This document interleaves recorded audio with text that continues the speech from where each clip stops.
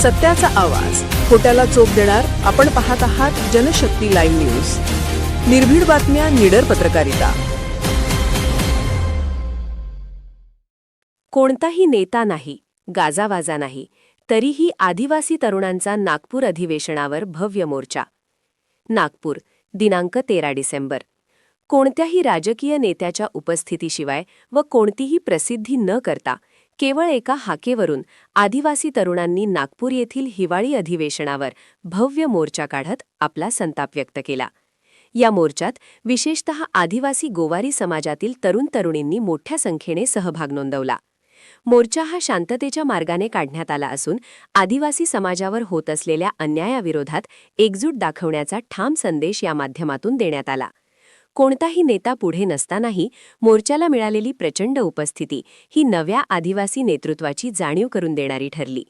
दरम्यान नागपूर येथे सुरू असलेल्या आदिवासी कोळी बांधवांच्या शांततामय उपोषणावर पोलीस प्रशासनाच्या माध्यमातून दडपशाही केल्याचा आरोप आंदोलकांनी केला.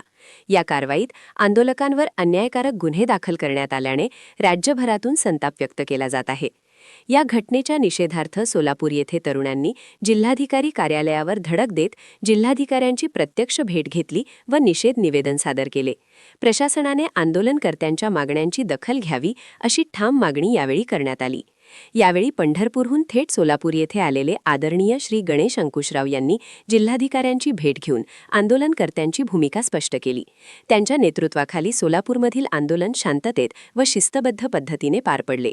या संपूर्ण घडामोडींमधून आपण एकमेकांना खाली खेचण्यात पुढे आहोत, म्हणूनच आपण मागे पडलो आहोत ही भावना ठळकपणे समोर येत असून आता आदिवासी समाजाने अंतर्गत मतभेद बाजूला ठेवून एकजूट दाखवण्याची गरज असल्याचे मत अनेकांनी व्यक्त केले.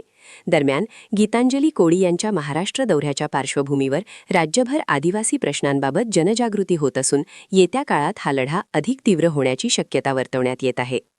जनशक्ती लाईव्ह न्यूज चॅनलला लाईक करा, शेअर करा आणि सबस्क्राईब करा.